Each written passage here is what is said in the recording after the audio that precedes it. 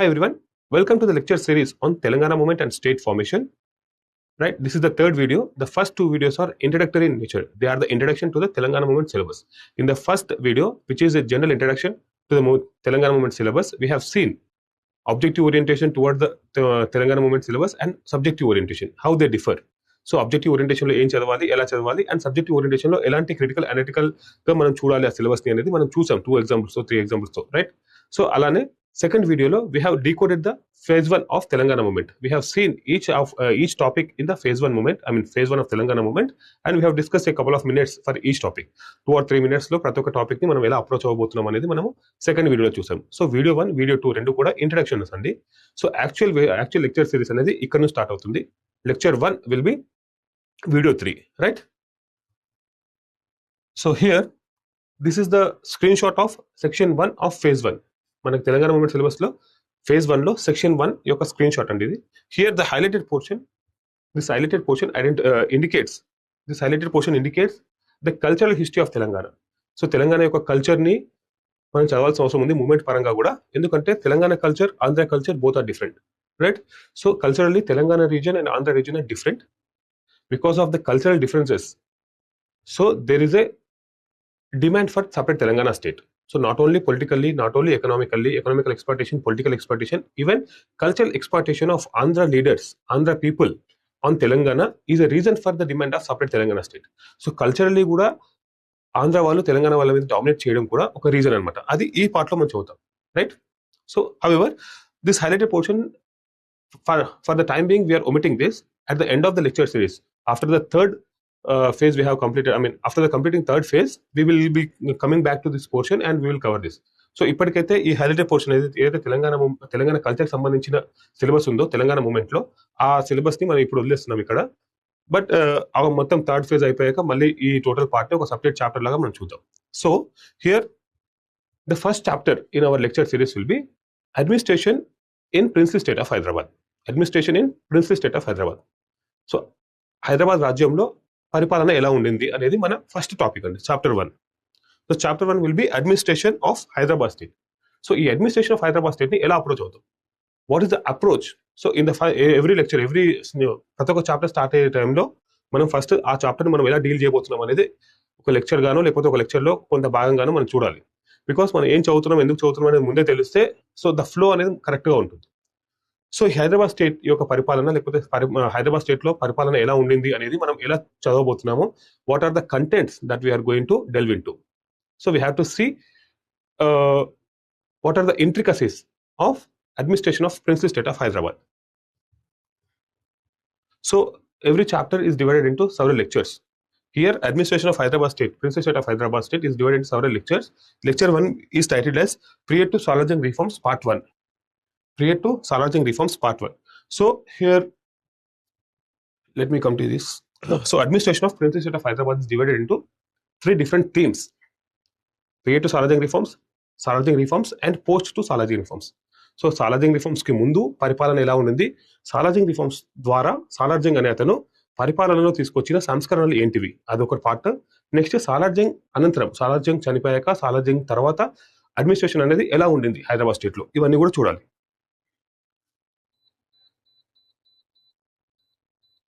Right. So, as you all know,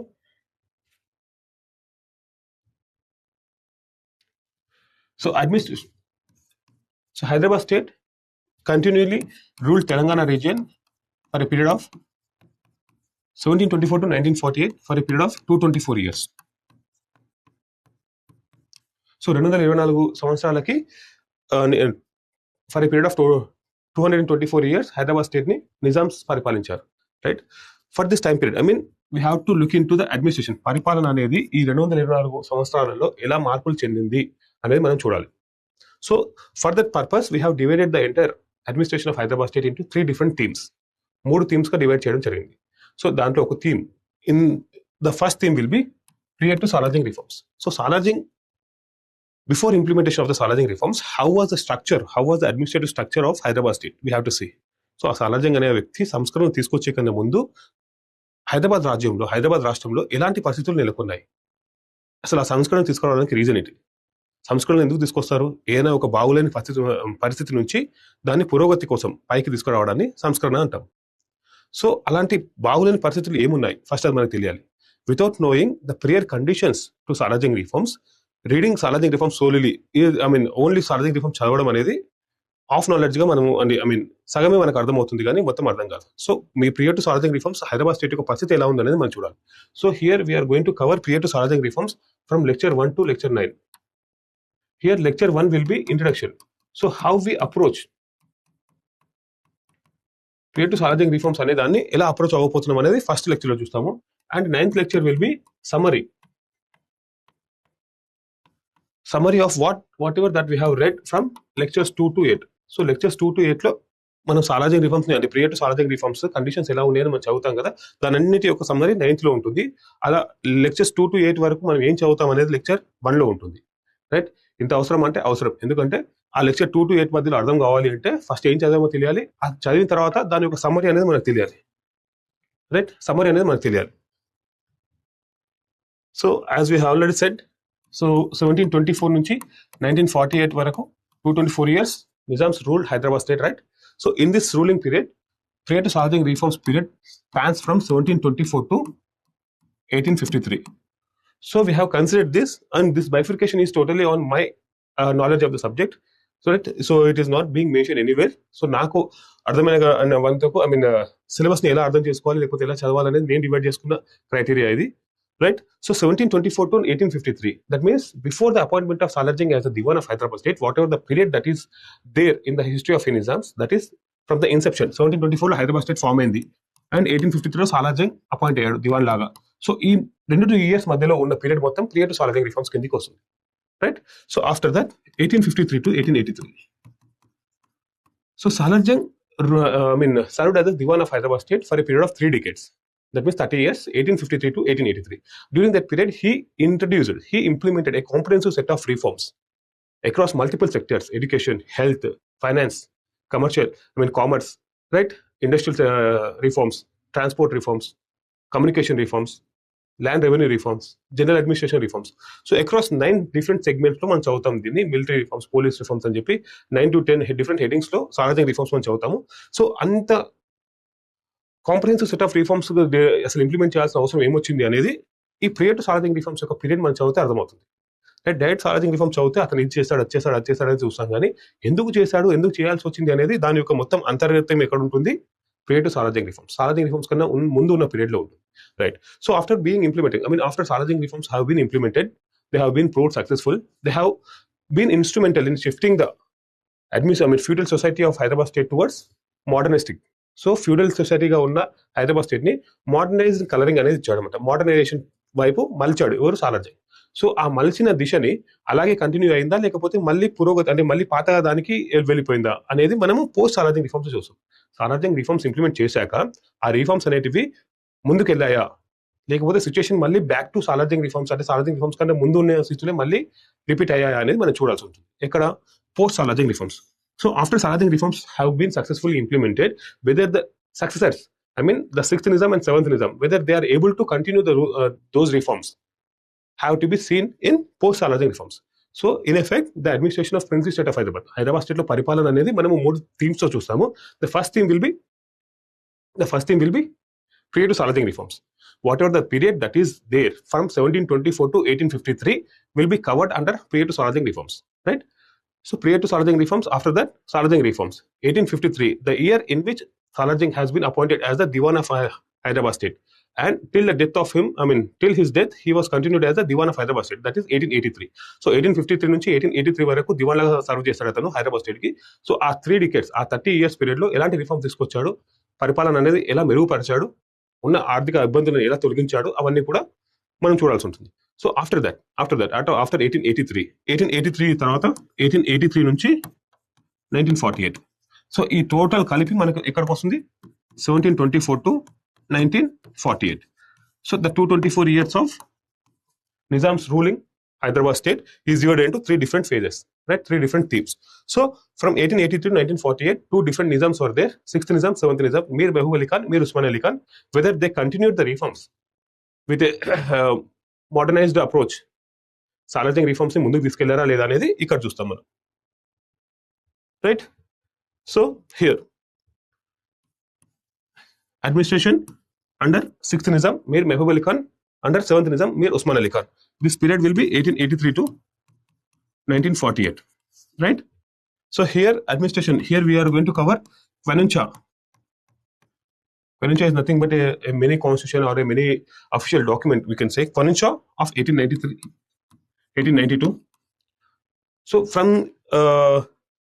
till 1892, the functions of the government were single-handedly held by the executive members. I mean, executive and even the legislative, law-making kuda executive chooskunedu anamata. Since 1892, after the implementation of Kwanuncha, the functions of the government were bifurcated. Functions of the government are bifurcated into two. So one thing is executive functions. The other thing is legislative functions. So the executive functions have been taken care of Executive Council, and Legislative Council will be mandated to carry on the legislative functions. So 1892 వరకు కూడా government Hyderabad state యొక్క functions అనేటివి executive బాడీనే, అంటే మినిస్టర్సే loss frame చేసేవాళ్ళు, మినిస్టర్సే implement చేసేవాళ్ళు. But in 1892 Kwanuncha అనేది తీసుకొచ్చారు, Kwanuncha of 1892, under which the functions of the government were bifurcated into two. That means 1891 and Executive Council and Legislative Council were created to take care of executive functions and legislative functions respectively. So executive functions అంటే implement చేసే పనులన్నీ కూడా executive council చూసుకుంటుంది, loss frame చేసే పని అంతా కూడా legislative council చూసుకుంటుంది. సో అదొక మేజర్ రిఫార్మ్. సో అది మనం ఎక్కడ చూస్తాము, 6th నిజాం కింద చూస్తాం. అలాగే 7th Nizam, so under Mir Usman Ali Khan in the year 1919 constitution frame చేస్తారనమాట Hyderabad state, constitution of 1919. So this is a major reform during the period of Mir Usman Ali Khan. So in the post Salarjung reforms, we are going to cover two different themes. One is Kwanuncha of 1892 and Constitution of 1919. Kwanuncha of 1892 comes under Mir Mehboob Ali Khan. Constitution of 1919 comes under Mir Usman Ali Khan. ఇవి రెండు చూడాలి మనం, right? So now we are going to create Salarjung reforms. The first theme we are going to cover under the administration of Hyderabad state, princely state of Hyderabad, will be prior to Salarjung reforms. So prior to Salarjung reforms, as we have already discussed, this is the lengthy period of 1724 to 1853, right? So ఒక 120 years ఉన్న ఈ ఒక period ని how we are going to cover? Are we going to cover each and every year separately? No, that is not possible, right? So how we are going to cover this lengthy period of 120 years, 1724 to 1853? That is a question now. So that is, the answer will be, so we are going to consider two different poles. Two different poles తీసుకుందాం time period లో, right? That means, so this will be the administration of Hyderabad state during the period of Nizam al-Mulk. So Nizam al-Mulk served the Nizam of Hyderabad state from 1724 to 1748.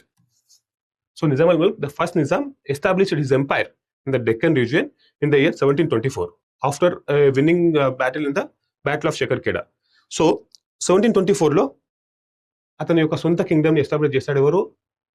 Nizam ul మల్క్, Hyderabad state లో. So Hyderabad state అనేది form చేశాడు, right? So ఈ 1724 నుంచి 1748 వరకు నిజాం అల్ మల్క్ యొక్క పరిపాలన అనేది కొనసాగింది ఇక్కడ హైదరాబాద్ స్టేట్ లో. సో ఈ 1724 టు 1748 ఈ టైం పీరియడ్ లో అడ్మినిస్ట్రేషన్ ఎలా ఉండింది, right?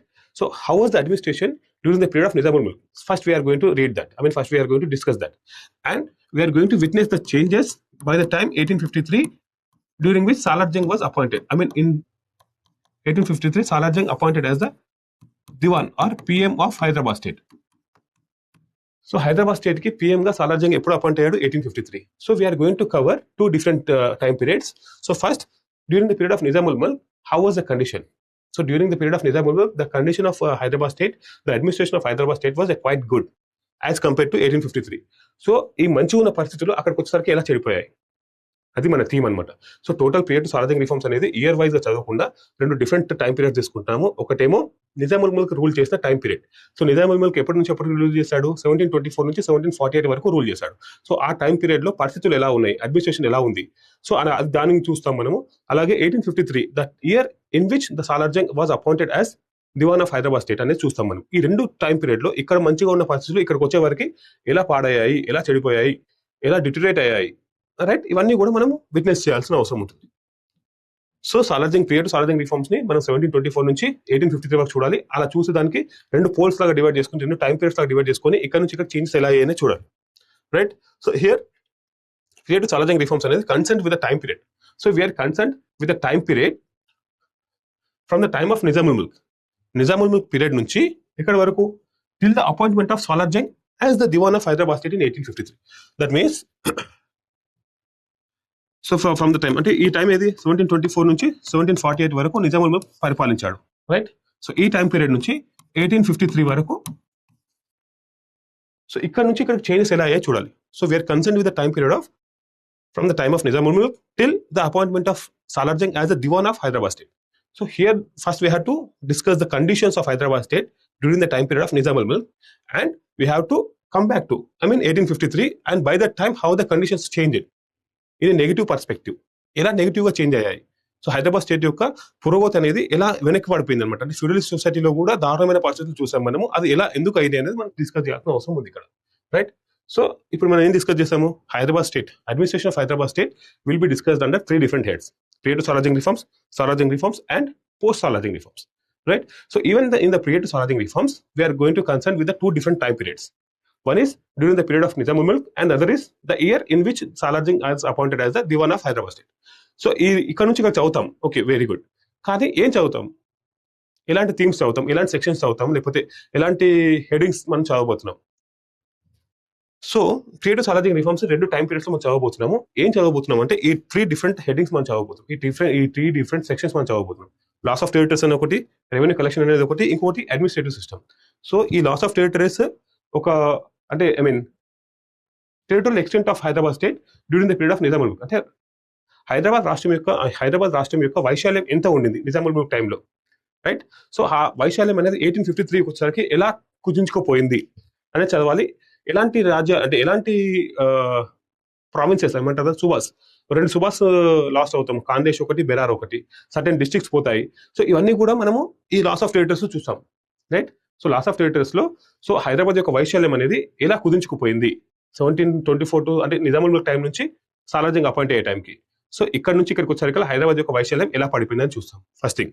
And then the second thing, revenue collection లో so what are the revenue collection practices that were prevalent during the period of Nizamul Mulk. Nizamul Mulk ఉన్న టైంలో రెవెన్యూ అనేది ఎలా కలెక్ట్ చేసేది, ఎలాంటి ట్యాక్సెస్ అనేది ఉండేది, ఎవరు కలెక్ట్ చేసేవాళ్ళు, whether they are the government officials or private individuals.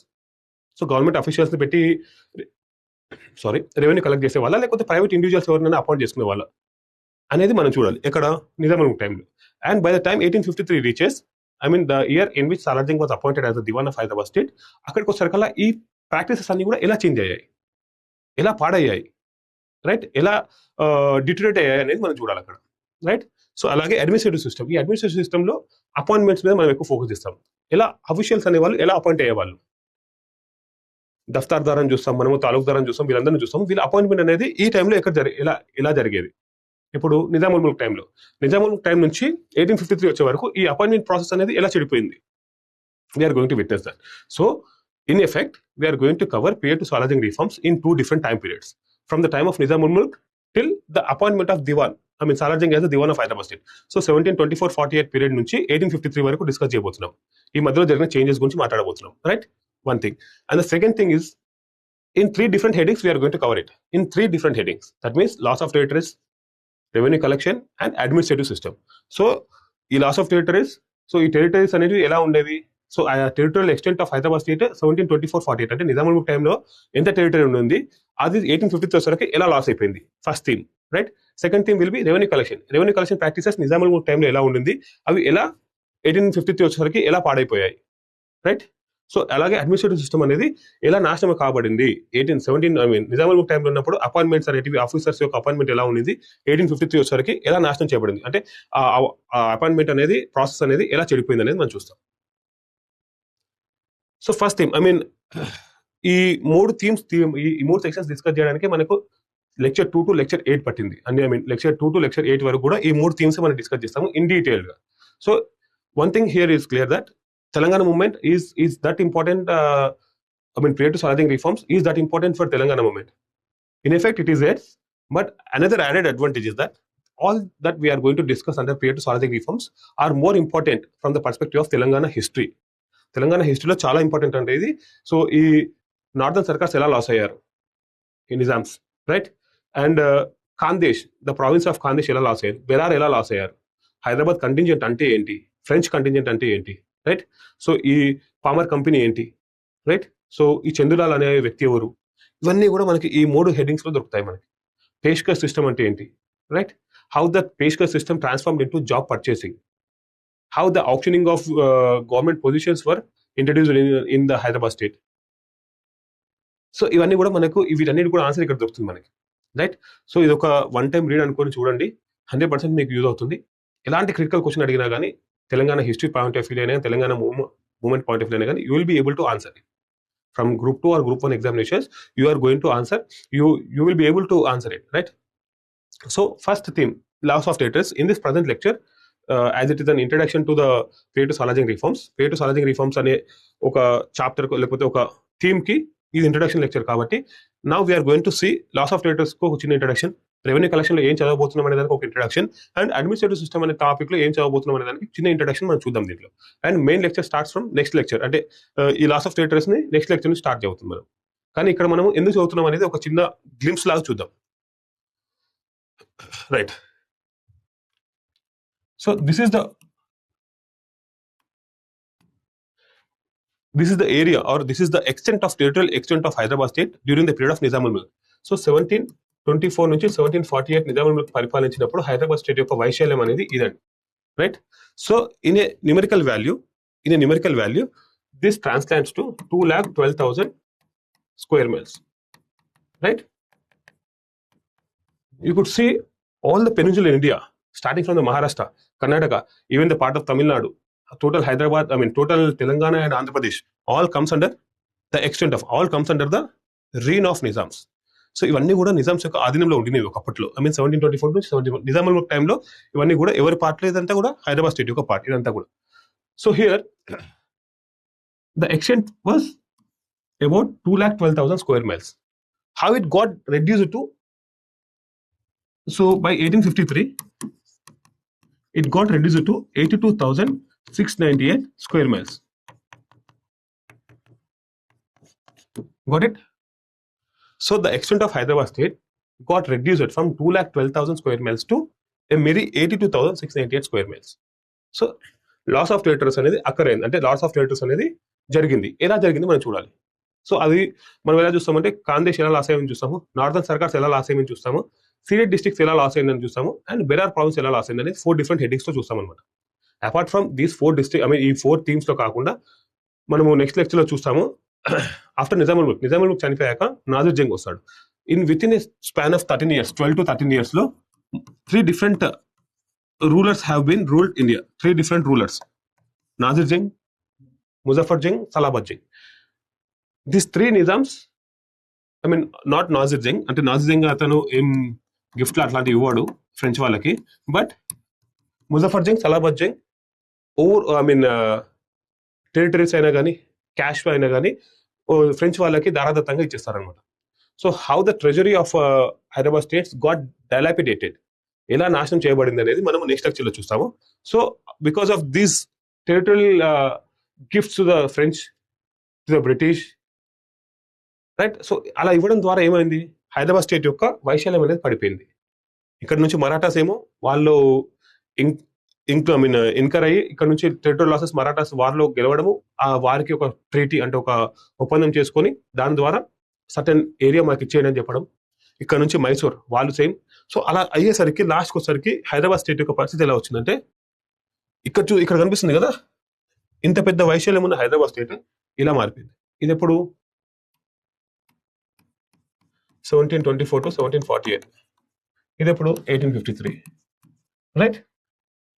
You could see the difference of the size of Hyderabad state from 1748 to 1853 వచ్చేసరికి ఒక within a span of 100 or 110 years ఎలా change అయింది మీకు కనిపిస్తుంది.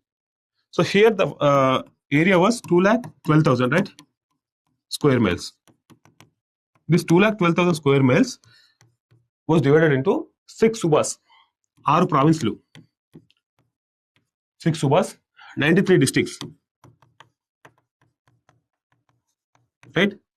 And 1228 talukas or mandals. Districts already districts కూడా ఏమంటారు, సర్కార్స్ అంటారు. తాలూకాస్ ని మండల్స్ ని తాలూకాస్ అని అంటారు, లేకపోతే మహల్స్ అంటారు, మహల్స్, రైట్?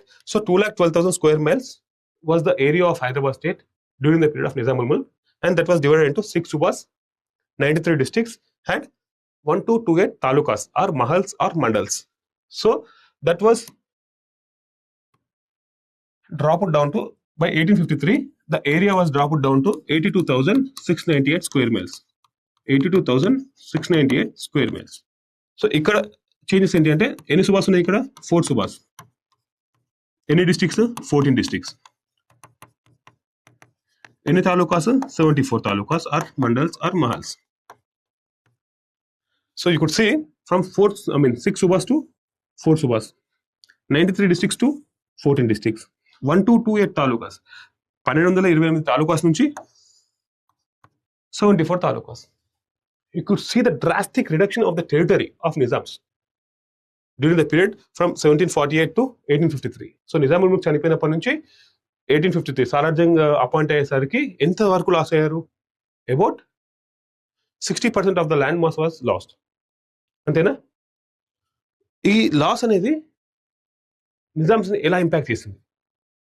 నిజామ్స్ ఎలా ఇంపాక్ట్ అయ్యారు ఈ లాస్ వల్ల?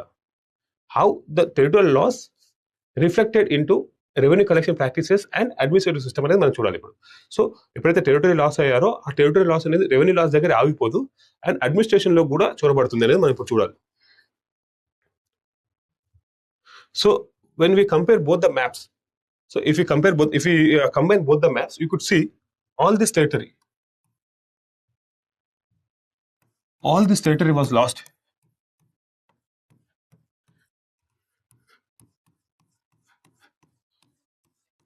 All this territory was lost either to the Marathas, either to the Mysore or to the British. So Marathas, you could see here, Marathas confined to a small patch of western territory. In a similar way, here Mysore, here another kingdom was there, Venad kingdom. So I'm talking in the year 1724. So in 1724 Marathas confined to a narrow belt of western territory, and Mysore was also same thing. And in the south there was a Venad kingdom. In 1729 this Venad kingdom was occupied by and established the state of Travancore, right?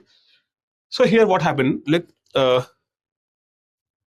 from 1720s,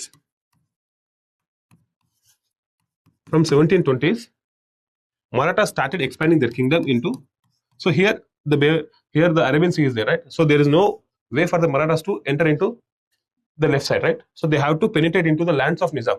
They have to conquer the lands of Nizam only, right? So Marathas అనే వాళ్ళు 1720s తర్వాత under the able leadership of the Peshwas. So 1680లో శివాజీ మహారాజ్ చనిపోతారు. 1680 నుంచి వాళ్ళకు ఒక kind of war battle లోనే ఉంటారు. They did not concentrate on establishing a large empire because of the external wars and internal rivalry in the sense there was a civil war, right? Tarabai అని చూస్తాం మనము. సో తారాబాయికి సాహు మహారాజ్ కి మధ్యలో internal civil war నడుస్తుంటుంది. So only after Bahadur Shah 1707లో షాహు మహారాజ్ ని విడుదల చేశాక 1713లో నుంచి 1720 వరకు ఉన్న పీష్వా అండర్ లో, అక్కడ నుంచి పీష్వాషిప్ అనేది స్టార్ట్ అవుతుంది. పీష్వాస్ ప్రామినెన్స్ అనేది పెరుగుతుంది, right? So under the leadership of Peshwas, Marathas started expanding their territory into the Nizams. So they started conquering the territories of Nizam. In the similar way, under the able leadership of Hyder Ali and Tipu Sultan, after 1750s తర్వాత Mysore state కూడా నిజామ్స్ యొక్క territory మీద పడుతుంది అన్నమాట, గెలుచుకోవడం, right? So after 1750s Mysore state started expanding into Nizam's territory. After 1720s Marathas started entering into the Nizam's territory. So as a result Nizam had to incur territorial losses. So ఆ losses ఏంటనే మనం చూస్తాం future lectures లో. So and another thing, so here not only Marathas, not only Mysore, but the main player here was the British. So British started occupying the lands of Nizam. So here Berar was occupied by the British in 1853 through the Treaty of Berar. So northern Circars, ఇవన్నీ northern Circars, వీటిని 1766 లో తీసుకుంటారు. Under different treaties, in 1766 the northern sarkars were occupied. In 1800, under the ambit of subsidiary alliance, under the purview of subsidiary alliance, the ceded districts, four different districts, Anantapur, Bellary, like the Kadapa, Kurnool, all those 4 districts were occupied or taken over by the British. Likewise, I mean, ultimate winner ever ikkada. Ultimate winner will be the British, because just a minute. So as Marathas occupied, so first in the first phase Marathas occupied Khandesh, also Berar was occupied by the Marathas. So all the western part of Hyderabad state was occupied by Marathas, right? However, after the third battle of third Anglo-Maratha war in 1818, Anglo-Maratha war,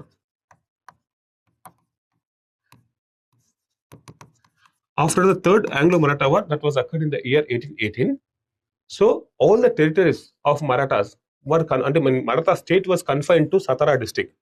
So that district was given to, handed over to the distant heirs of, legal heirs of Shivaji Maharaj. Shivaji Maharaj యొక్క వారసులకి ఆ యొక్క Satara state ని అందజేయడం జరిగింది. ఈ అందజేయడంలో వాళ్ళ యొక్క ఏంటి, బ్రిటిష్ వాళ్ళ యొక్క కన్నింగ్ మెంటాలిటీ ఏంటంటే, the total territory was confine to, total 100 square miles ఉంది అనుకోండి Maratha state. So out of that only about 5 square miles ఉన్న సతారాని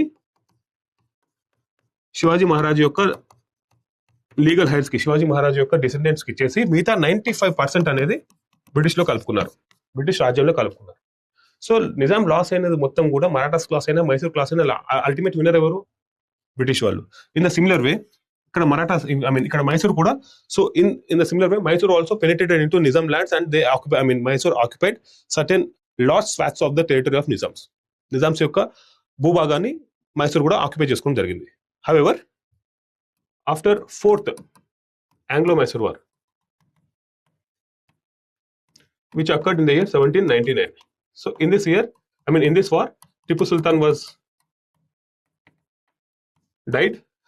So in the battlefield, Tipu Sultan was killed by the forces of the British. So after defeating Mysore state, so the whole Mysore state was confined to a district or so, and that was given to the Wadayar dynasty descendants. Wadayar dynasty వాళ్ళ దగ్గర నుంచి ఈ ఎవరు మన హైదర్ అలీ అనే వాళ్ళు occupy చేసుకుంటారు. ఉజర్ప అంటే ఆ పరిపాలన, ఆ రాజ్యాన్ని వాళ్ళు తీసేసుకుంటారు. సో ఆ తీసుకున్నారు కాబట్టి you are not the legal heads అని చెప్పేసి ఆ లీగల్ హెడ్స్ ఎవరైతే ఉంటారో వాళ్ళకి మైసూర్ స్టేట్ ఇస్తారు. కానీ మైసూర్ స్టేట్ యొక్క వైశాల్యం అనేది కుదించి వేయబడుతుంది. దాంట్లో 90 to 95% of the land mass of the Mysore state was occupied by the British. Only about 5% of the Mysore state was given to the legal heads of the Wadayar dynasty. In the similar way, here also we have seen Marathas, as the Peshwas were not the legal heads or the legal, Peshwas ane vallu Maratha state ni establish chesina vallu kaadu. Shivaji Maharaj, Sambhaji Maharaj, so vallu kabatti Shahu Maharaj chanipoyina tarvata total authority anedi Peshwa vallu teeseskuntaru. Peshwa valla cheytilo vachindante prime minister, Peshwa ante evaro kaadu, prime minister. So they ruled the Maratha state. So British's version was, so Peshwas were not the legal heads of the Shivaji Maharaj. So we are occupying all the territory that was occupied by the Peshwas, and we are giving the legal heights of the Shivaji Maharaj in certain territory to them. So Satara అనే ఒక district ని వాళ్ళకి ఇచ్చేయడం జరిగింది. ఆ దాంట్లో ఏదో మంచి చేస్తున్నామని చెప్పడంతో పాటు 90 to 95% టెరిటరీని వాళ్ళు తీసేసుకున్నారు. So what ever the legal battles, ఆ టెరిటోరియల్ గెయిన్స్ ఏవైతే ఉన్నాయో మరాఠాస్ గెయిన్ చేసిన టెరిటరీస్ అన్ని కూడా ఎవరి చేతిలోకి వెళ్ళిపోయాయి? బ్రిటిష్ వాళ్ళ చేతిలోకి. అలాగే మైసూర్ వాళ్ళు గెయిన్ చేసిన టెరిటరీస్ అన్ని ఎవరి చేతిలోకి వెళ్ళిపోయి? బ్రిటిష్ వాళ్ళ చేతిలోకి.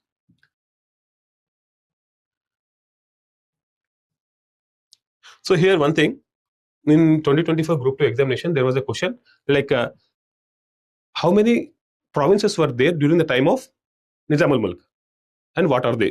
They have given 4 different options and asked us to choose the right one. So there were, we have already seen at the time of Nizam al-Mulk the territory of Hyderabad state was 2,12,000 square miles, which was divided into 6 subas, that means 6 provinces. So there were 6 provinces at the time of Nizam al-Mulk and 93 districts. 1228 mahals or taluks or mandals. So how many subas are there during the time of Nizam al-Mulk? 6 subas. And what are they? So they are so they are Khandesh, Aurangabad, Berar, Bidar, Bijapur, and Hyderabad. So these are the 6 provinces that were existent during the period of Nizamul Mulk, right? So if in case in future, if there is any question with regard to the districts, how many districts were there during the period of Nizamul Mulk?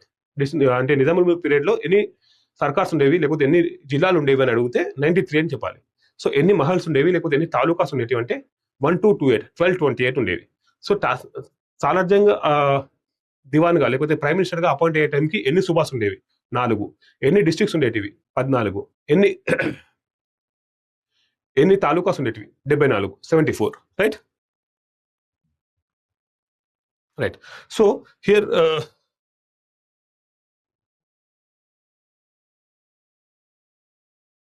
Just a minute, ఇది update కాలేదు. So here we need to know one thing, how the loss of territories impact the kingdom of Hyderabad.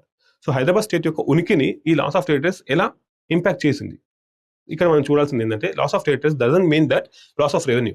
So loss of territories that means revenue is being lost on one hand, and on the other hand, that is, so whatever that is, so look at here. So in 1724 to 1748, the Hyderabad state was this big, which was reduced to, and which was shrunk to a couple of districts by 1853. So when the territory was lost, so whoever cultivate in these lands, the revenue doesn't come to Hyderabad state. అంటే ఇంతకుముందు ఈ రాజ్యాల ఈ territories అన్ని కూడా Hyderabad state యొక్క అండర్లో ఉండేవి. So ఇక్కడ రైతులు ఎవరైతే పంటలు పండిస్తారో అవన్నీ కూడా దాని యొక్క పైకం అంతా కూడా హైదరాబాద్ స్టేట్కి వచ్చేది. ఎప్పుడైతే వీటన్నిటిని కోల్పోయారో ఇక్కడ పంటలు పండించే రైతులు ఎవరికి కడతారు పైకం? కొత్తగా ఎవరైతే దాన్ని కాంకర్ చేస్తారో వాళ్ళకి కడతారు. సో హైదరాబాద్ స్టేట్ కి ఆ పైకం రాదు, లేకపోతే ఆ పన్నులు అనేటివి హైదరాబాద్ స్టేట్ కి చెందవు. సో హైదరాబాద్ స్టేట్ కి వచ్చే పన్నులు ఎక్కడ నుంచి? ఓన్లీ ఈ టెరిటరీ, ఈ డార్క్ కలర్ లో కనిపిస్తుంది కదా, ఓన్లీ ఈ టెరిటరీ, ఈ బ్లాక్ కలర్ బార్డర్ కి. సో ఎప్పుడైతే మన టెరిటరీస్ లాస్ అయ్యాయో దాని నుంచి వచ్చే పైకం అనేది మనకు రావట్లేదు. సో దాని ఇండికేషన్ ఏంటంటే, so reduced revenue is being reduced. So whenever the revenue is reduced, we have to cut down our expenses, we have to reduce our expenditure. So that was not the case here. So Nizam continued to live in lavish lifestyle. The same is being followed by the nobles, military nobles, administrative nobles, who are, even the relatives of Nizam అందరూ కూడా ఆ lavish విలాసవంతమైన జీవితాన్ని గడపడానికి అలాగే గడుపుతూ వచ్చారు. So ఆ బర్డెన్ అనేది ఎవరి మీద పడుతుంది? రైట్, ఆ బర్డెన్ ఒక లార్జ్ ఆర్మీని మెయింటైన్ చేస్తున్నారు. Even though that is not efficient కాకపోయినా కానీ ఒక లార్జ్ ఆర్మీని మెయింటైన్ చేస్తున్నారు. సో వాళ్ళకి జీతభత్యాలు ఎలా ఇస్తారు? సో వాళ్ళకి ఏమంటారు, ట్రైనింగ్ లేకున్నా కానీ వాళ్ళని ఒక కుప్పలుగా మనకు ఆర్మీ వాళ్ళు ఉంటారు అక్కడ. సో మనం ఇదంతా కూడా చూస్తాం. హైదరాబాద్ కంటింజెంట్ క్రియేట్ చేయడానికి వచ్చిన అవసరం ఏముంది? ఒక 70,000 మంది నిజాం దగ్గర ఆర్మీ ఉంటుంది, కానీ కంటింజెంట్ ఆర్మీ, బ్రిటిష్ అండర్లో ఒక ఆర్మీ అనేది మళ్ళీ క్రియేట్ చేస్తారు. It is not the subsidiary alliance army, subsidiary force కాదు. సబ్సిడరీ ఫోర్స్ సపరేట్ ఉంటుంది. హైదరాబాద్ కంటింజెంట్ అని చెప్పి ఇంకొక ఫోర్స్ ని క్రియేట్ చేస్తారు. ఆ క్రియేట్ చేయడానికి అవసరం ఎందుకు వచ్చింది అనేది మనం చూస్తాము.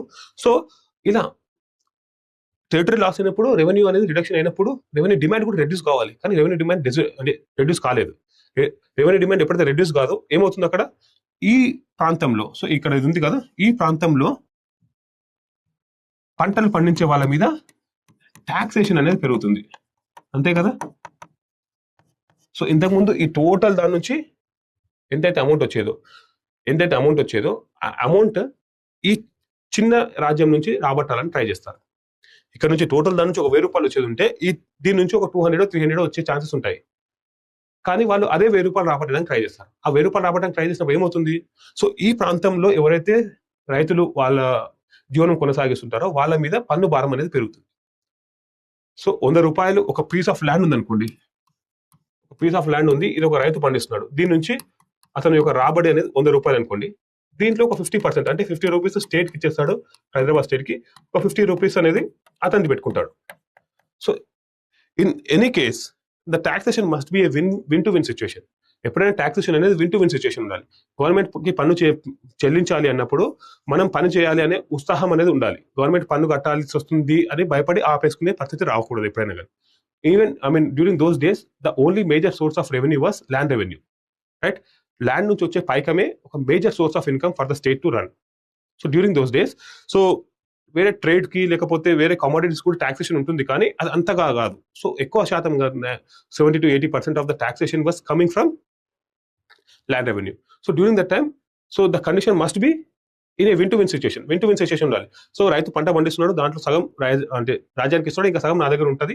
సో నా అవసరాలకు పోగా నేను కొంచెం సేవ్ చేసుకోవచ్చు, నెక్స్ట్ పంటకు కూడా నాకు ప్రాబ్లం లేకుండా ఉంటుంది అనే ఒక కైండ్ ఆఫ్ అట్మాస్ఫియర్ ఉంటే రైతులు అనేది పండిస్తారు. బట్ ఇక్కడ ఏమవుతుంది, 100 రూపీస్ వచ్చినప్పుడు 50 తీసుకుంటే ప్రాబ్లం లేదు. సో ఈ 100 రూపీస్ అతను పండించగలిగినప్పుడు స్టేట్ అనేది 200 రూపీస్ డిమాండ్ చేసింది.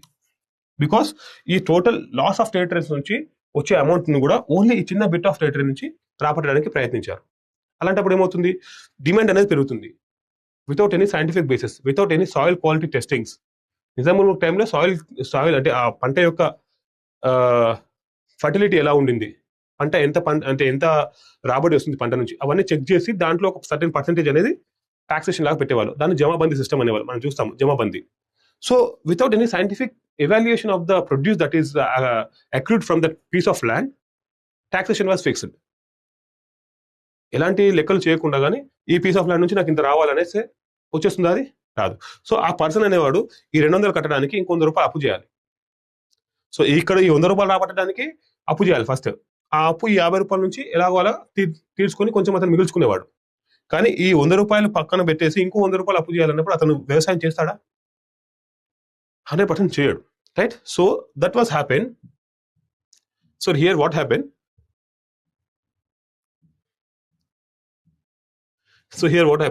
So loss of territories resulted into disruption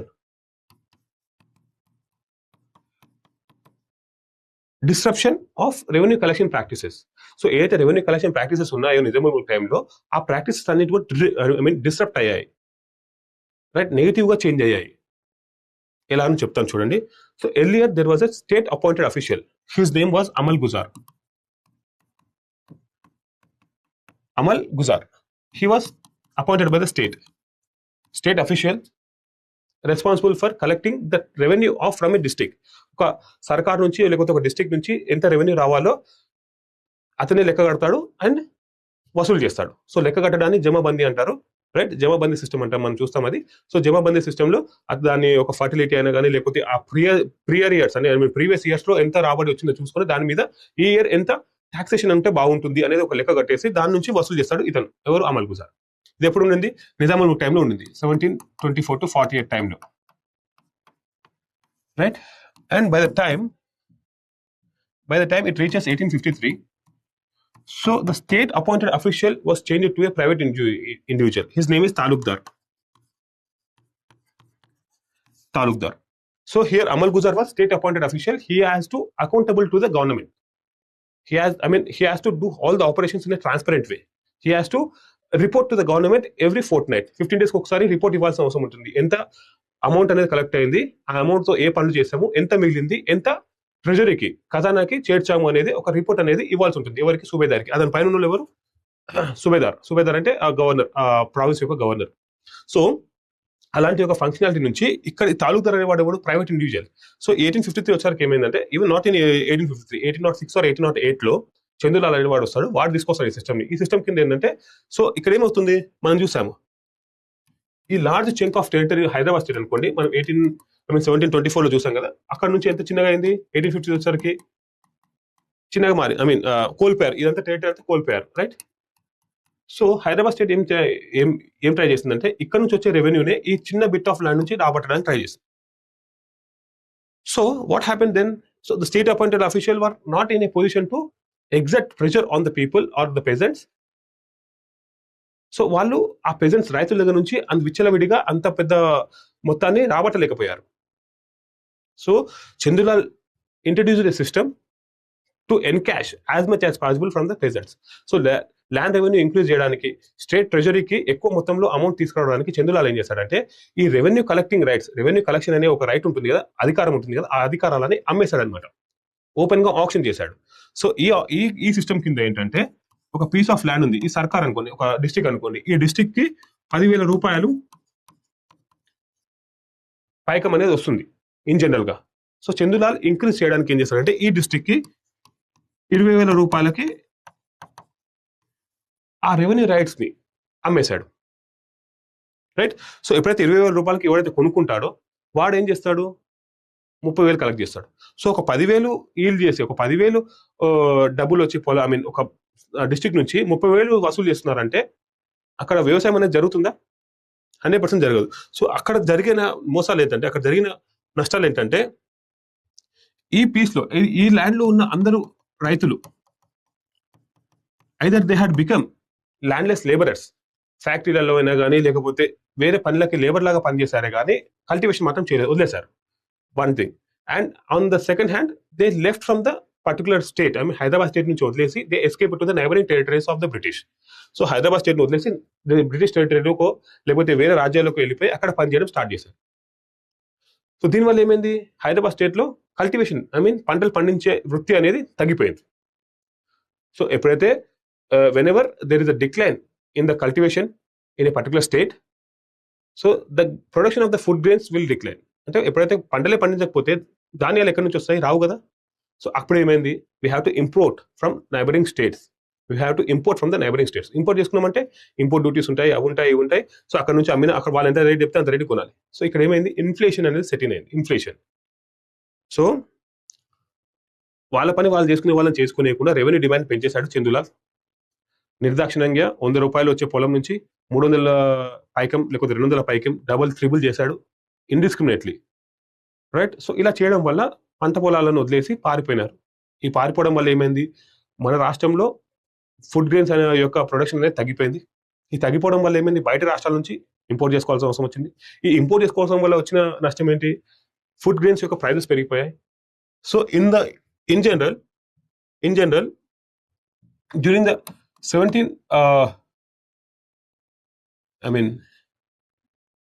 1780s to 1850s వరకు కూడా in general at the global level or at the pan India level the inflation was not quite high and it was recorded around 1 to 2% only.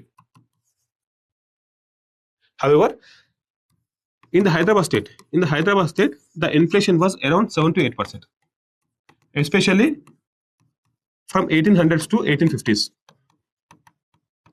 So 1800s to 1850s వరకు కూడా inflation అనేది ఎలా ఉండేది, 7 to 8% ఉండేది ఇక్కడ Hyderabad state లో.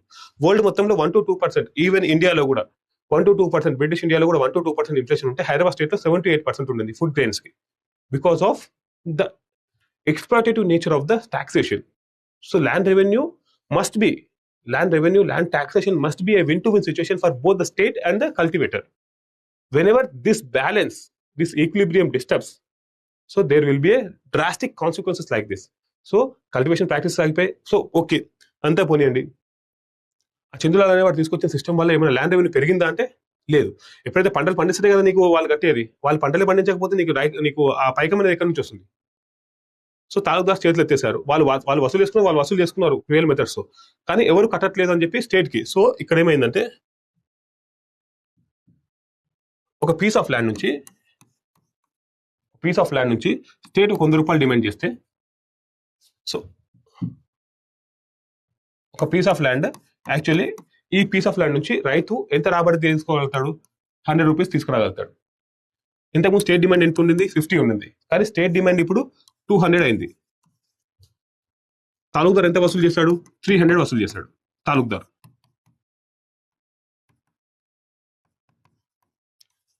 కానీ గవర్నమెంట్కి ఎంత కట్టాడు, ఎవరు రైతులు పొలమే పండించట్లేదు అది అని చెప్పేసి ఓన్లీ 50 రూపీస్ కట్టాడు.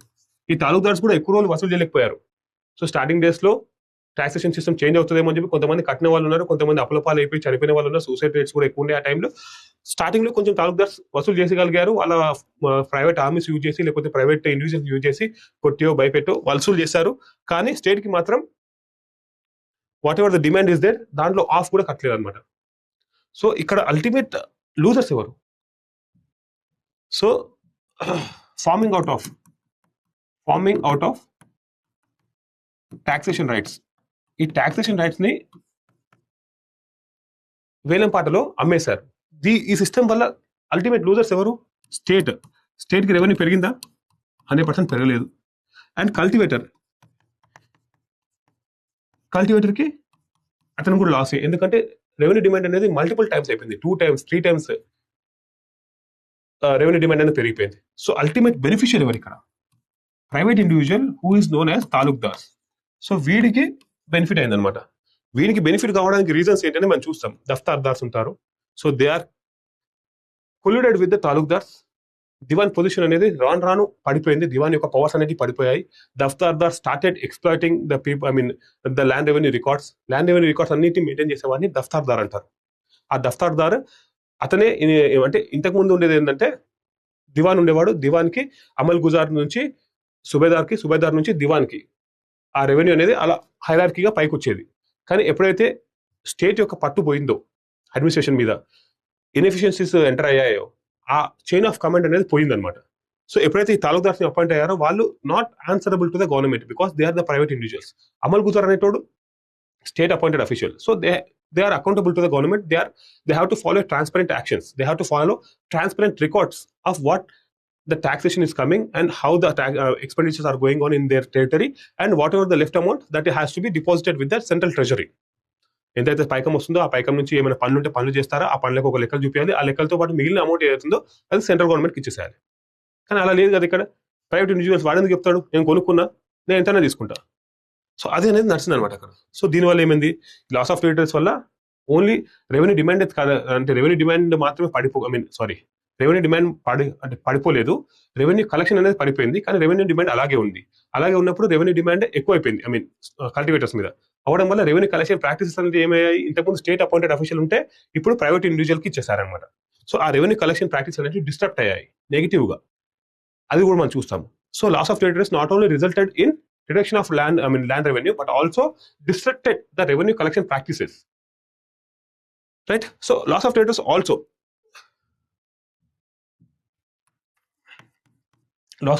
also డిటరియేటెడ్ అడ్మినిస్ట్రేటివ్ సిస్టమ్ ని కూడా, పరిపాలన విధానాన్ని కూడా నాశనం చేశాయి. సో ఎప్పుడైతే ల్యాండ్ అనేది లాస్ అయ్యిందో, ఉన్న ల్యాండ్ నుంచే ఎక్కువ పైకం తీసుకోవాలో దానికి రెవెన్యూ కలెక్షన్ ప్రాక్టీసెస్ ని, రెవెన్యూ కలెక్షన్ విధానాన్ని పాడు చేశాయి. అలాగే అడ్మినిస్ట్రేటివ్ సిస్టమ్ పరిపాలన విధానాన్ని కూడా పాడు చేసింది. ఎలా?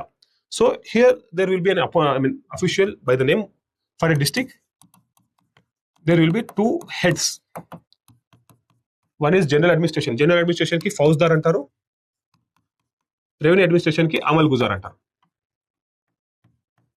So just now we have seen the person amal guzar. So this amal guzar is responsible for revenue collection. This Fauzdar is responsible for maintenance of law and order and other general administration. ఇంకేదైనా general administration మీద ఉన్న total rights ఎవరికి ఉంటాయి, ఫౌజ్దార్కి. However, so వీళ్ళందరూ కూడా state appointed officials. ఇదంతా system ఎప్పుడు 1724 to 1748 time పీరియడ్లో. However because of the reduced revenue collection, so the state has to run, right? So state has to make money from somewhere else. ఎక్కడి నుంచి అయినా money అనేది రాబట్టాలి state run కావడానికి, జీతభత్యాలు ఇవ్వడానికి, విలాసవంతమైన జీవితం బతకడానికి. So even in the year 1761 itself. So in the next lecture we are going to witness who is Nadir Jang, who is Muzaffar Jang, who is Salabat Jang. So during the period of Salabat Jang, on the advice of Monsieur Bussy, he was a French general, French military officer. So Bussy అనేవాడు Salabat Jang కి ఒక advice ఇస్తాడు. So advice ఏందో అవన్నీ మనం చూస్తాము. On that advice important government positions అనేటివి auction చేస్తారు to raise revenue from the people, from the by purchasing the jobs. So appointment నుంచి జాబ్ పర్చేసింగ్ దాకా వచ్చిందనమాట. Only within the period of 1748లో నిజాముల్ ముల్క్ చనిపోతాడు. 1761 అంటే ఒక 13 years లోనే స్టేట్ యొక్క పరిస్థితి దుర్బలంగా మారిపోతుంది. ఎందుకు? ఇక్కడ మనకి 13 years అంటే పెద్ద పీరియడ్ కాదు, కానీ అప్పుడు అలా కావడానికి రీజన్స్ ఏంటి అనేది మనం నెక్స్ట్ లెక్చర్లో చూస్తాము. Because of the immediate ascending of different rulers under the French influence.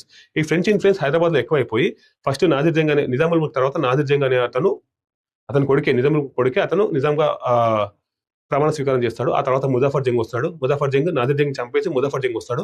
Muzaffar Jung ని వేరే వాళ్ళు చంపేస్తారు. చంపేసినప్పుడు సలాబత్ జంగ్ అనే అతను రేజ్. సో ఈ ముజాఫర్ జంగ్, సలాబత్ జంగ్ ఇద్దరు కూడా ఫ్రెంచ్ యొక్క ఇన్ఫ్లుయెన్స్ తో నిజామ్స్ అవుతారు. నిజామ్స్ కాదు, వీళ్ళ నిజామ్స్ అని అన్నారు. సో రూలర్స్ హైదరాబాద్ స్టేట్ ని రూల్ చేస్తారు. ఎందుకు నిజామ్స్ అన్నారో కూడా మనం చూద్దాము నెక్స్ట్ లెక్చర్ లో. సో ఈ ముజాఫర్ జంగ్, సలాబత్ జంగ్ హైదరాబాద్ ని రూల్ చేస్తారు. ఈ ముజాఫర్ జంగ్ ఏమో 1750 నుంచి 1751. ఈ ముజాఫర్ జంగ్ ఒక ప్రత్యేకత ఏంటంటే అతను హైదరాబాద్ అప్పట్లో ఔరంగాబాద్ క్యాపిటల్ లో కాలు పెట్టకముందు చనిపోతాడు. సో ఫ్రెంచ్ ఇన్ఫ్లుయెన్స్ తో ముజఫర్ జంగ్ హైదరాబాద్ యొక్క రూలర్ అవుతాడు. అలాగే ఫ్రెంచ్ ఇన్ఫ్లుయెన్స్ సలాబత్ జంగ్ కూడా అవుతాడు. సో ఎప్పుడైతే ఫ్రెంచ్ ఇన్ఫ్లుయెన్స్ పెరిగిందో, ఫ్రెంచ్ వాళ్ళని మేము అయ్యామని తెలిసిందో, ఫ్రెంచ్ వాళ్ళకి దారాదత్తంగా ల్యాండ్స్ ఇచ్చేయడము, దారాదత్తంగా అమౌంట్లు రాసి ఇచ్చేసేయడము. ఆ ఫ్రెంచ్ అఫీషియల్స్ ఎవరైతే సపోర్ట్ చేస్తారో బుస్సీ లాంటి వాళ్ళు, వాళ్ళకి 25 లక్షలు 30 లక్షలు అలాంటి డబ్బులు ఇచ్చేయడం జరుగుతుంది అన్నమాట. సో నాజిర్ జంగ్ అనే అతను ఉంటాడు 1748 to 1750. ఈ పీరియడ్ లో Nazir Jung, when Nadir Jang was the ruler of Hyderabad state, during that period, the treasury contained 2 crores of rupees and 50 lakh of ornaments or the jewelry. So 2 crores plus 50 lakhs jewelry. But by the time Sarabat Jang was there, by the time 1761, that means ఇక్కడ నుంచి ఇక్కడికి 11 years difference. ఇక్కడికి వస్తారు కల్లా treasury అనేది empty అవుతుంది. ఒక French contingent అనేది హైదరాబాద్ స్టేట్ లో స్టేషన్ అయి ఉంటుంది. ఆ ఫ్రెంచ్ కంటింజెంట్ యొక్క దాని మెయింటెనెన్స్ కి every month 1 lakh rupees, every year 1 lakh rupees ఇవ్వాల్సిన అవసరం ఉంటుంది. సారీ, ఎవ్రీ మంత్ కి అండి, ఎవ్రీ మంత్ 1 lakh rupees ఇవ్వాల్సి ఉంటుంది. ఆ 1 lakh rupees రేజ్ చేయడానికి డబ్బులు కావాలి. ఆ డబ్బుల కోసం మోన్సియర్ బుస్సీ అనేటోడు ఏం చేస్తాడంటే గవర్నమెంట్ పొజిషన్స్ ని అమ్మేసాయి. దానివల్ల వచ్చిన డబ్బుతోని ఫ్రెంచ్ ఆఫీసర్స్ అందరికి కూడా జీతభత్యాలు ఇవ్వు, కానీ ఫ్రెంచ్ ఆఫీసర్ కి జీతభత్యాలు ఆపొద్దు. సో దీనివల్ల ఎవరు దెబ్బతిన్నారు? Local people who are appointed as army, who are appointed as army personnel. So local Hyderabad state people, లేకపోతే వేరే బయట నుంచి వచ్చిన పీపుల్ ఎవరైతే ఉన్నారో హైదరాబాద్ స్టేట్ లో ఆర్మీలో పనిచేసే వాళ్ళు, వాళ్ళ జీతభత్యాలు 1 year నుంచో 6 months నుంచో ఇవ్వకుండా ఉన్నా గానీ 1 నెల కూడా ఫ్రెంచ్ కంటింజెంట్ కి తప్పకుండా, అంటే ఒక నెల కూడా దాటకుండా జీతభత్యాలు ఇచ్చేయాలని చెప్పి, అలా నువ్వు ఎప్పుడైతే రెవెన్యూ రేజ్ చేయడానికి నీ వల్ల కాలేదో, లేకపోతే ల్యాండ్ రెవెన్యూ ఎప్పుడైతే తగ్గిపోయిందో, అప్పుడు అతను చేసిన అడ్వైజ్ ఏంటంటే గవర్నమెంట్ పొజిషన్ ఆప్షన్ చేసేసి అమ్మేసి దాని ద్వారా వచ్చిన అమౌంట్ తోని ఫ్రెంచ్ కంటింజెంట్ నడిపి అని చెప్పి ఒక అడ్వైజ్ ఇస్తాడు అనమాట. And Salabat Jang followed it, right? So you could see the influence of the French on the rulers of Hyderabad state. And the irony that the treasury of Hyderabad state was in a good condition even after the death of Nizam al-Mulk. So 2 crore rupees and 50 lakh jewelry means it is not a joke actually, right? So during that time, but within a period of 10 to 11 years, there was no, the treasury was almost empty and there was no cash to disperse. What we all ఆ forces కి ఇవ్వడానికి డబ్బులు లేవు. అలాంటి పొజిషన్కి వచ్చేసింది with in 10 to 11 years because of innumerable gifts to the French officials. Lakhs of rupees have been awarded to different officials, to the French company itself. So ఇలాంటి gifts ఇవన్నీ ఇవ్వడం ద్వారా స్టేట్ యొక్క ట్రెజరీ అనేది ఎంప్టీకి అయిపోయింది. 1761 నుంచే మనకు ఒక టైప్ ఆఫ్ డిటరియేటెడ్ అడ్మినిస్ట్రేటివ్ సిస్టమ్ అనేది కనిపిస్తుంది అనమాట. ఎందుకు? 1761 నుంచి అడ్మినిస్ట్రేటివ్ పొజిషన్స్ ని అమ్ముకునే పొజిషన్కి వచ్చేసింది అనమాట. ఈవెన్ నిజాం అలీ ఖాన్ ఉన్న టైంలో 1762లో నిజాం అలీ ఖాన్ వస్తాడు. He was considered as the second Nizam, but the rulers Nasir Jang, Muzaffar Jang, Salabat Jang were not considered as the Nizams. We will see the reason in the next lecture. So by 1761, the position of the administrative system from the appointment process to the job purchasing process, అంటే job purchase, అంటే job ని కొనుక్కోవచ్చు అనే దానికి first appointment authority ఎవరు ఉంటుండే? దివాన్ లేకపోతే రాజు, king or the diwan, they usually appoint the people. But however by 1761 the people who are inefficient but wealthy, డబ్బులున్న ఇన్ఎఫిషియెంట్ పర్సన్స్ ఉన్నా కానీ వాళ్ళు డబ్బులు పెట్టి జాబ్ ని కొనుక్కునే పరిస్థితికి వచ్చిందనమాట. So administrative system because of the reduced land revenue reduce అయ్యేసరికి జీతభత్యాలు ఇవ్వలేక అడ్మినిస్ట్రేటివ్ సిస్టమ్ లో ఇలాంటి ఇన్ఎఫిషియెంట్ పీపుల్ ని తీసుకున్నారు. సో ఇన్ఎఫిషియెంట్ పీపుల్ ఎప్పుడైతే అడ్మినిస్ట్రేటివ్ సిస్టమ్ లోకి వచ్చారో ఏదైనా ఎఫిషియన్సీ మనం ఎక్స్పెక్ట్ చేయొచ్చా? 100% నో. సో అది ఇంకా ఇంకా ఇంకా కింద పడిపోతూనే ఉందన్నమాట. సో 1853 వచ్చేసరికి అసలు స్టేట్ యొక్క పరిస్థితి ఎలా ఉంటుందంటే on the verge of the bankruptcy, దివాలా తీసేయడానికి రెడీగా ఉండడం, రైట్? సో ఆర్మీలో మ్యూటినీస్, ఆర్మీలో జీతభత్యాలు ఇవ్వట్లేదు అని చెప్పి, వాళ్ళందరూ కూడా సోల్జర్స్, సిపాయిస్, మన ఇన్ హైదరాబాద్ స్టేట్ యొక్క పీపుల్, రైట్? బ్రిటిష్ అప్పట్లో హైదరాబాద్ కంటింజెంట్ అనేది ఒకటి ఉంది మన హైదరాబాద్ స్టేట్ లో. ఆ హైదరాబాద్ కంటింజెంట్ యొక్క ఫోర్సెస్ కి ఎవ్రీ ఇయర్ 32 lakhs 48 lakhs వరకు నిజాం చెల్లించాలి. ఎందుకు అంటే అది చూద్దాం, అది మనం దాన్ని అసలు నిజాం అసలు దాన్ని ఎందుకు తీసుకొచ్చాడు, దాని యొక్క పర్పస్ ఏందనేది కూడా మనం ఫ్యూచర్ లెక్చర్స్ లో చూద్దాం, రైట్?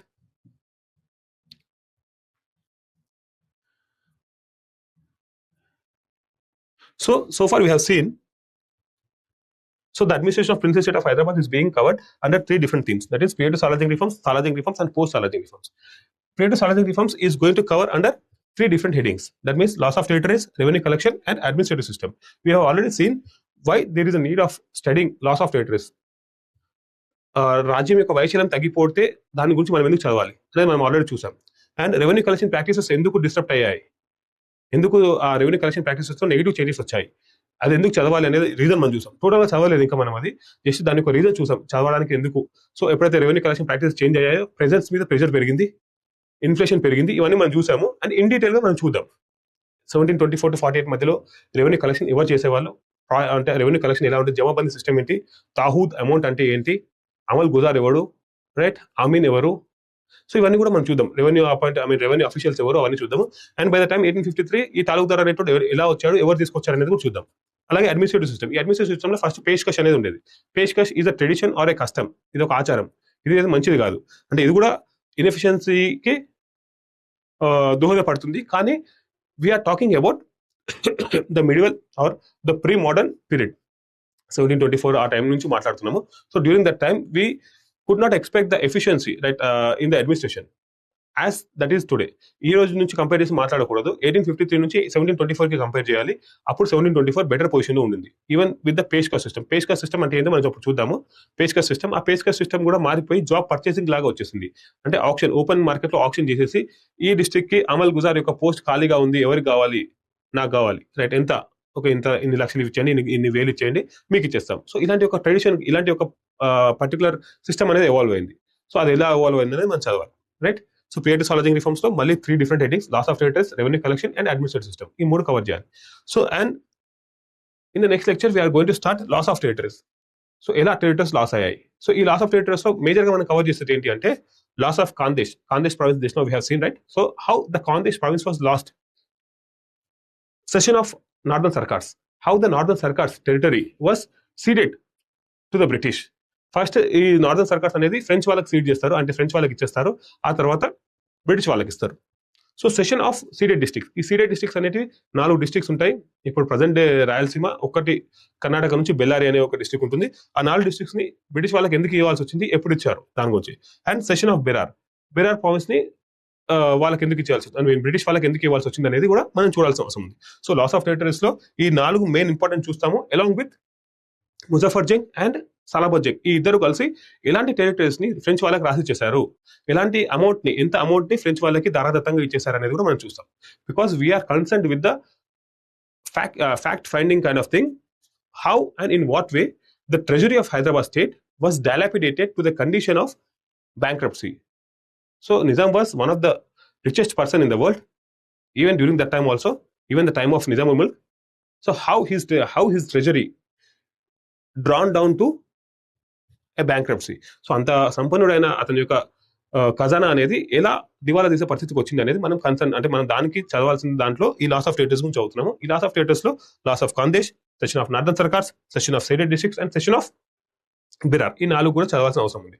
సో ఈ నెక్స్ట్ లెక్చర్ 2 లో మనం లాస్ ఆఫ్ ఖాందేశ్ ఎలా అయిందో చూద్దాం, రైట్. సో ఆ తర్వాత ఇంకో 2 లెక్చర్స్ లో వీటిని కవర్ చేద్దాము. ఆ తర్వాత ఇక్కడ రెవెన్యూ కలెక్షన్ వస్తాము, తర్వాత అడ్మినిస్ట్రేటివ్ సిస్టమ్కి వస్తాము. సో ఈ మొత్తం కూడా ఈ 3 థీమ్స్ గురించి, ఈ 3 సెక్షన్స్ గురించి కూడా నెక్స్ట్ లెక్చర్, అంటే లెక్చర్ 2 నుంచి లెక్చర్ 8 వరకు చదువుతాం మనం. సో నెక్స్ట్ లెక్చర్ 9 లో all the things that have been dealt, అంటే ఇవన్నీ చదివి గుర్తుపెట్టుకుని ఎగ్జామ్ లో రాయాలంటే కష్టం, ఎందుకంటే ఎక్స్ప్లెనేషన్ ఎక్కువ ఉంటుంది, కానీ ఎగ్జామ్ లో రాయడానికి క్లియర్ గా ఉండాలి. కాబట్టి ఈ 9th లెక్చర్ లో ఒక సమ్మరీ ఇస్తాం మనం, right. Summary of all the things that have been read from lecture 2 to lecture 8 is being given as summary in lecture 9. And lecture 10 నుంచి మనకి సాలార్ జంగ్ రిఫార్మ్ స్టార్ట్ అవుతుంది, right. So hope you all getting the point, getting the version of my explanation of the subject Telangana movement. So in the Telangana movement we are concerning with at present we are dealing with the prior to Saladin reforms. ఈ ప్రియేటివ్ సాలజింగ్ reforms అంత important అంటే నిజంగా important అండి. Not from the Telangana movement direct question పడకపోయినా కానీ దీని యొక్క అంతర్గతం మనకు తెలుసుంటేనే సాలార్జంగ్ రిఫార్మ్స్ ఎందుకు వచ్చాయి, దాని యొక్క ప్రాముఖ్యత ఏంది. సాలార్జంగ్ అనే వ్యక్తి హైదరాబాద్ స్టేట్ 224 ఏళ్ళు పరిపాలిస్తే దాంట్లో హైదరాబాద్ స్టేట్ కింద పనిచేసిన దివాన్లలో ఒకతను. ఆ ఒకతని గురించి ఎందుకు ఇంత ప్రాముఖ్యత, ఎందుకు అతని మీద ఒక సాలార్జంగ్ మ్యూజియం అనేది ఉంది, what is the prominence of Salar Jung in the history of Hyderabad state, why the people of Telangana why the people of Telangana still remembers Salarjung, because his reforms marks a watershed moment in the history of Hyderabad state. On the verge of the bankruptcy, the state was there by the time Salarjung enters into. మనం చూస్తాం అంటే ఈ total chronology అనేది చూస్తాం మనం. ఈ చందులాల్ ఎవరు, ఆ తర్వాత సిరాజుల్ ముల్క్ ఎవరు, సిరాజుల్ ముల్క్ సాలార్జంగ్ యొక్క మామ అవుతాడు. సో ఆ మామ వాళ్ళ మామ దివాన్గా ఉంటాడు. సో అతను ఉన్నప్పుడు కొన్ని సంస్కరణలు తీసుకొద్దామని ట్రై చేస్తాడు, కానీ అది కాదు. అతను ఆ బాధతో చనిపోతాడు. ఎప్పుడైతే బెరారి యొక్క అగ్రిమెంట్ అవుతుందో, బెరార్ని బ్రిటిష్ వాళ్ళకి ఇచ్చేస్తారో, ఆ యొక్క హ్యూమిలియేషన్ ట్రీటీకి అంటే దాని యొక్క అవమానంగా భావించి అతను చనిపోతాడు గుండెపోటుతో. సో ఇవన్నీ కూడా మనం చదవాల్సిన అవసరం ఉంది 100%. ఓకేనా? Not from the Telangana movement కాకపోయినా తెలంగాణ హిస్టరీకి అయితే చాలా ఇంపార్టెంట్ ఇది. తెలంగాణ మూమెంట్ లో కూడా ఇది ఎక్కడ యూజ్ అవుతుందో మన ఫ్యూచర్ లెక్చర్స్ చూద్దాం మనము, రైట్? సో ఫ్రమ్ లెక్చర్ 2 అంటే నెక్స్ట్ లెక్చర్ 2 నుంచి 8th లెక్చర్ వరకు ఈ 3 డిఫరెంట్ థీమ్స్ మనం కవర్ చేద్దాము ప్రియర్ టు సాలార్జంగ్ రిఫార్మ్స్ లో. Loss of territories, revenue collection and administrative system. And lecture 9th will be summary of all these things. And lecture 10th నుంచి మనకు Salar Jung reform start అవుతాయి, right? Hope you all are in a way to understand my portion of the explanation. Thank you. Have a good day.